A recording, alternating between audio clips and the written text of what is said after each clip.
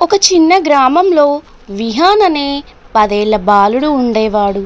అతనికి పుస్తకాలంటే ఎంతో ఇష్టం. ముఖ్యంగా మాయాజలం, రహస్యాలు, అడ్వెంచర్ కథలంటే మరింత ఇష్టం. ఒకరోజు వాళ్ళ తాతయ్య పాత ఇంట్లో విహాన్ పుస్తకాలను చూస్తుండగా అక్కడ ఒక విచిత్రమైన పుస్తకం కనిపించింది. దాని కవర్పై మాయాలోకం ప్రవేశద్వారం అని రాసి ఉండగా ఆసక్తిగా విహాన్ దాన్ని తెరిచాడు. వెంటనే ఒక వెలుగు వెలగడంతో అతను కనిపించకుండా పోయాడు. కళ్ళు తెరిచేసరికి తాను ఒక అద్భుతమైన మాయాలోకంలో ఉన్నాడు. అక్కడ మాట్లాడే జంతువులు, తేలిపోతున్న ద్వీపాలు, మెరిసే నదులు కనిపించాయి.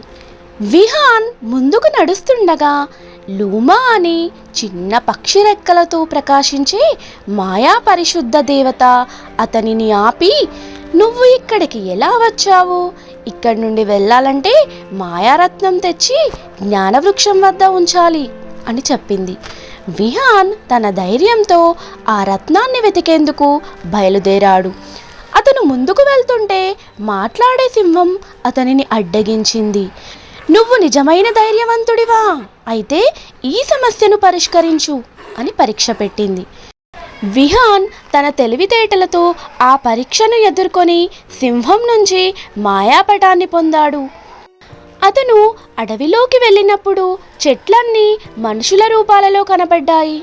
ఇది ఒక తాంత్రికుడి మాయ అని అర్థం చేసుకున్న విహాన్ తన తెలివితో మాంత్రికుడి మంత్రాన్ని విచ్ఛిన్నం చేసి అందరినీ విముక్తులుగా చేశాడు. చివరికి అతను అగ్నిపర్వతం వద్దకు చేరుకున్నాడు. అక్కడ చెడ్డ తాంత్రికుడు ఆ రత్నాన్ని దాచిపెట్టాడు. విహాన్ తన ధైర్యం, తెలివి, మంచితనంతో ఆ మాంత్రికుడిని ఓడించి మాయారత్నాన్ని తెచ్చాడు. అతను జ్ఞానవృక్షం వద్ద ఆ రత్నాన్ని ఉంచగానే మాయాలోకం మళ్ళీ జీవంతో నిండిపోయింది. లూమా ఆనందంతో, "ఇప్పుడు నువ్వు వెనక్కి వెళ్ళవచ్చు" అని అంది. విహాన్ కళ్ళు మూసి తెరవగానే తాను తిరిగి తన ఇంట్లోనే కనిపించాడు. కానీ ఆ పుస్తకం మాయమైపోయింది. ఇది నిజమా, కలలా తెలియక విహాన్ ఆశ్చర్యపోయాడు.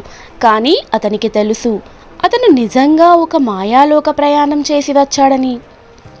ఈ కథ మనకు నేర్పేది ఏంటంటే, ధైర్యం, తెలివితేటలు, మంచితనం ఉంటే ఏ సమస్యనైనా పరిష్కరించవచ్చు. నమ్మకం ఉంటే అద్భుతాలు కూడా నిజమవుతాయి. ఇలాంటి మరిన్ని కథల గురించి తెలుసుకోవాలని ఉందా? అయితే ఇప్పుడే ఈ ఛానల్ని లైక్ చేయండి, సబ్స్క్రైబ్ చేయండి.